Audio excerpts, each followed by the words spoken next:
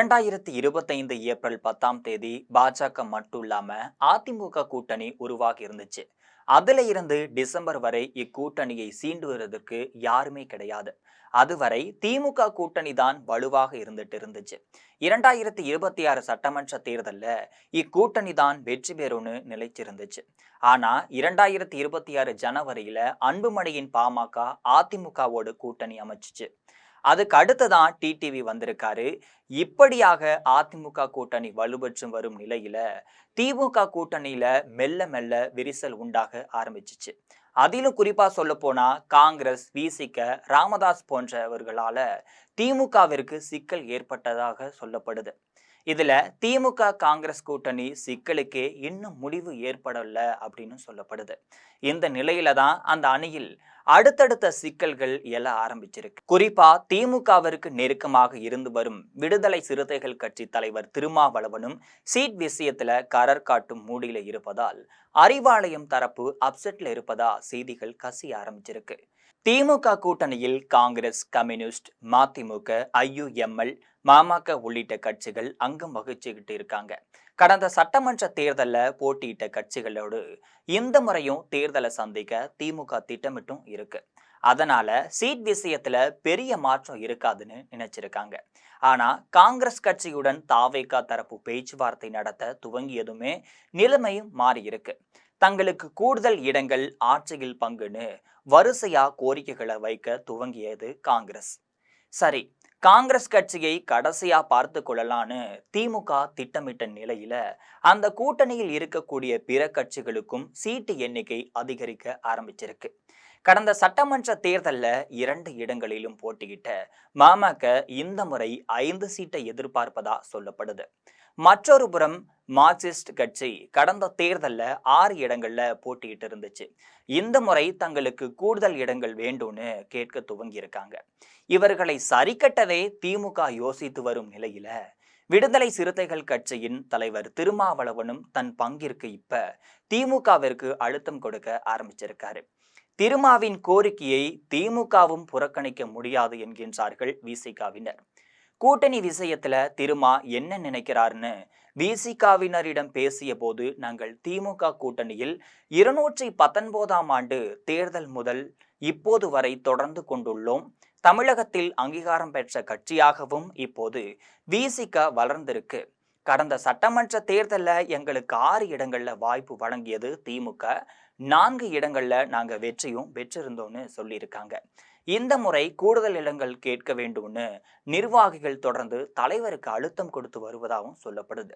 ஆனா திமுக தரப்புல எங்களை ஏற்கனவே தொடர்பு கொண்டவர்கள் 6 தொகுதியை அப்படியே வாங்கிக் கொள்ளுங்கள்னு சொல்லியிருக்காங்க. அதை ஏற்பதா என்கின்ற குழப்பம் இருந்து வந்த நிலையில ராமதாஸை கூட்டணிக்குள் கொண்டு வர திமுகவின் சில நிர்வாகிகள் காய்களையும் நகர்த்திட்டு தான் இருக்காங்க. இது குறித்து திமுக தரப்புல கேட்டபோது, நாங்க பாமக, பாஜக உள்ளிட்ட அணியில இருக்க மாட்டோம் அப்படிங்கிற முடிவை தெளிவா சொல்லியிருக்காங்களாம். இருந்தாலும் ராமதாஸ் தரப்பு மீது இப்ப திமுகவிற்கு ஒரு சப்போர்ட் கார்னரா இருக்காங்க. அதுதான் எங்கள் தலைவருக்கு வருத்தத்தையும் ஏற்படுத்தி இருப்பதாகவும் சொல்லப்படுது. இது ஒரு புறம் என்றால் தேமுதிகவை திமுக கூட்டணிக்குள் கொண்டு வரும் வேலைகள் நடந்துட்டு இருக்கு. எங்களுக்கு வந்த தகவல் படி அந்த கட்சிக்கு 6 தொகுதிகள் வரை கொடுக்க திமுக தரப்பு சம்மதம் தெரிவித்ததாகவும் சொல்லப்படுது. தேமுதிகவின் இன்றைய நிலை அனைவருக்கும் தெரியும். அந்த கட்சிக்கு 6 தொகுதிகள், எங்களுக்கும் 6 தொகுதிகளேன்னு சொன்னால் எப்படி? தேமுதிகவை விட நாங்கள் வலிமையாக இருக்கோம். அதனால குறைந்தபட்சம் 8 தொகுதிகளாவது எங்களுக்கு கொடுக்க வேண்டும். அப்படி இல்லாத பட்சத்துல தலைவர் அடுத்த கட்ட முடிவை எடுப்பார்னு சொல்றாங்க. திமுக தரப்புலோ தேமுதிகவுடன் இதுவரை கூட்டணியை இறுதி செய்யாம இருக்காங்க. அதற்காக விடுதலை சிறுத்தைகளை நாங்கள் கலற்றிவிட போவதில்லை. கூடுதல் தொகுதிகள் எல்லோரும் கேட்டால் திமுக மைனாரிட்டி அரசாக தான் அமைய முடியும். அதை தான் காங்கிரஸ் உள்ளிட்ட கட்சிகள் விரும்புறாங்க. குறைந்தபட்சம் 160 தொகுதிகளாவது திமுக போட்டியிட வேண்டும்னு முதல்வர் நினைச்சிட்டு தான் இருக்காரு. அதற்கு தகுந்த மாதிரி கூட்டணி கணக்குகள் இருக்கும். விசிகாவை சமாதானப்படுத்தவே ராமதாஸ் தரப்பை இப்போது கண்டு கொள்ளாமல் இருக்கிறது தலைமை என்கின்றார்கள். ஏற்கனவே தலித் ஓட்டுகள் பெரிய அளவுல தாவேகாவிற்கு செல்லும் என்று உளவுத்துறை ரிப்போர்ட் ஒன்றும் கொடுத்திருக்காங்க. இந்த நிலையில தான் விடுதலை சிறுத்தைகள் கட்சியை அரவணைத்து செல்ல வேண்டிய நிலை திமுகவிற்கு வந்திருக்கு. திருமாவை திருப்திப்படுத்த வேண்டிய நிலை திமுகவிற்கு அதிகமாகவே இருக்கு. இந்த தேர்தல்ல குறிப்பா சொல்ல போனா கூட்டணிகளை கையாளுவதுல உண்மையில திமுகவிற்கு பெரும் சிக்கலான தேர்தலாகவே இருக்கும் அப்படிங்கிறது நிதர்சனமான உண்மை. அது உண்மை போல் இருந்துட்டு தான் இருக்கு. காரணம், சமீபத்துல மதுரை விருதுநகர் பாராளுமன்ற காங்கிரஸ் எம்பி மாணிக்கம் தாக்கூர் ஆட்சியில பங்கு, கூடுதல் தொகுதிகள்னு கருத்தை தொடர்ந்து வலியுறுத்திட்டு இருக்காரு. கட்சி தலைமை அமைதி காக்குமாறு கூறி வரும் அவர் திமுகவை தொடர்ந்து விமர்சித்து தான் இருக்காரு. இதனால அவரை யாரோ இயக்குவதாகவும் குற்றச்சாட்டு தற்பொழுது எழுந்திருக்கு. இதோடு மாணிக்கம் தாக்கூர் இதை பற்றி தொடர்ந்து ட்விட்டர் பதிவுகளை வெளியிட்டிருந்தாரு. இது திமுகவுல பெரும் சலசலப்பையும் ஏற்படுத்தி இருந்துச்சு. கூடுதல் தொகுதிகள் கேட்பதால திமுகவும் இன்னும் பேச்சுவார்த்தை குழுவை அமைக்கவில்லைன்னு சொல்லப்படுது. இதற்கு பதிலடியாக திண்டுக்கல் ஆத்தூர் தொகுதிக்கு உட்பட்ட அகரம் பேரூராட்சியில உள்ள அகரம் கிராமத்துல புதிய நியாய விலை கடை கட்டடத்தை அமைச்சர் ஐ பெரியசாமி திறந்து வச்சிருந்தாரு. அப்போது தனிப்பட்ட நபர்களின் கருத்துக்கு பதில் சொல்வது நியாயமாகப்படவில்லை. காரணம் என்னன்னா, நான் ஒரு கட்சியின் அமைச்சராக இருக்கிறேன். எனது அருகில் இருக்கும் மார்க்சிஸ்ட் கம்யூனிஸ்ட் கட்சி எம்பியாக சச்சினானந்தம் இருக்கிறார். எனக்கும் என்னுடைய உள் மார்க்சிஸ்ட் கம்யூனிஸ்ட் கட்சி எம்பிக்கும் கட்சி கட்டுப்பாடு இருக்கு. நாங்களும் கட்டுப்பாடுடன் வளர்ந்தவர்கள். கருத்து என்பது கட்சிக்கு உடன்பாடு உள்ளதாக இருக்க வேண்டும். மாணிக்கம் தாக்கூர் எம்பி தினமும் அறிக்கை விடுவதில் எங்களுக்கு உடன்பாடு எதுவுமே கிடையாது. இயக்கத்தில் தலைவர்கள் சொன்னால் அதற்கு பதில் சொல்லலாம். தற்போது திமுக கூட்டணி பலமாக இருக்கு. இடதுசாரி இயக்கம், காங்கிரஸ், விடுதலை சிறுத்தைகள் கட்சின்னு எல்லா கட்சியும் நம்முடன் இருக்காங்க. யார் கூட்டணிக்கு வந்தாலும் அவர்களை முதலமைச்சர் மு.க.ஸ்டாலின் மறுக்க போவது கிடையாது. வந்தால் நிச்சயமா முதலமைச்சர் அது குறித்து முடிவு செய்வார்னு சொல்லியிருந்தாங்க. தந்தை மகன் மோதலால பாமக பிளவடைந்திருக்கும் நிலையில என்டிஏ கூட்டணியில் ஐக்கியமாக இருக்கிறார் அன்புமணி அவர்கள். பெரியவர் ராமதாஸ் திமுக கூட்டணிக்கு செல்லாம் என பேசப்பட்ட சூழ்நிலையில பாமக பாஜக இடம்பெறும் கூட்டணியில விசிக இருக்காதுன்னு உடைத்து பேசியிருந்தார் விசிக தலைவர் திருமாவளவன் அவர்கள்.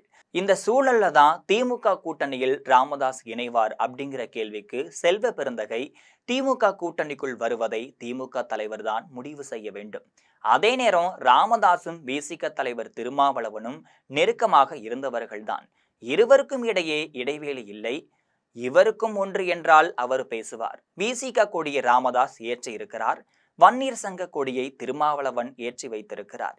இவ்வாறு இணக்கமாக இருந்தவர்கள்தான் இந்த 2 பேரும்.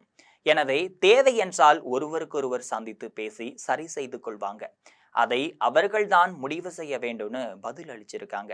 செல்வ பெருந்தகையின் கருத்துக்கு ரியாக்ட் செய்த விசிக திருப்போரூர் சட்டமன்ற உறுப்பினர் எஸ் பாலாஜி, கூட்டணியில் யார் யார் என்பதை திமுக முடிவெடுக்கும் என்பதை நாங்கள் சொல்லிவிட்டோம். சாதியவாத மதவாத சக்திகள் இருக்கும் இடத்துல இருக்க மாட்டோம்னு நிலைப்பாட்டை விசிக மாற்றிக்கொள்ளும் என்கின்ற தோற்றத்தை தீர்மானிப்பது நாகரிகமற்ற அரசியல் அணுகுமுறைன்னு கண்டித்திருக்காரு. இது குறித்து நம்மிடம் பேசிய விசிக நிர்வாகிகள், ராமதாஸ் இருக்கும் கூட்டணியில் இருக்க மாட்டோம் என்பதை 14 ஆண்டுகளாக விசிக சொல்லிட்டு தான் இருக்காங்க. சட்டமன்ற தேர்தல் நெருங்கும் இடைவேளையில தான் ராமதாஸ் கூட்டணிக்கு வரலாம் அப்படிங்கிற பேச்சு எழுந்த உடனேயே விசிக எம்எல்ஏக்கள் அதற்கு மறுப்பும் தெரிவிச்சிருக்காங்க. அதற்கு பிறகுதான் எங்கள் தலைவருக்குமே எங்கள் நிலைப்பாட்டை தெளிவாக சொல்லி இருக்கோம். விசிக ஒரு நிலைப்பாட்டை எடுத்துவிட்ட பிறகு அவர்களுக்குள் எந்த பிரச்சனையும் கிடையாது. சந்தித்து பேசினால் சரியாகிவிடும். முதல்வர் முடிவெடுப்பார்னு பேசியது சரியல்ல என்றாங்க. ஆக இப்ப திமுக கூட்டணியில உள்ள 3 முக்கிய கட்சிகளுக்கும் இடையே ஏற்பட்டிருக்கக்கூடிய இந்த மோதல் அரசியல் வட்டாரத்துல பெரும் பரபரப்பையும் ஏற்படுத்தியிருக்குன்னே சொல்லலாம். தேர்தல் தேதி அறிவிக்கப்படுவதற்கு முன்னரே ஏற்பட்டிருக்கக்கூடிய இந்த சலசலப்பு கூட்டணிக்குள் சிறு விரிசலை ஏற்படுத்துமோ என்ற விவாதத்தையும் கிளப்பிதான் இருக்கு. இது போன்ற அரசியல் நிகழ்வுகளை அன்றாடம் தெரிந்து கொள்ள ஜெம் தொலைக்காட்சியுடன் எப்பொழுதும் இணைப்பில் இருங்கள்.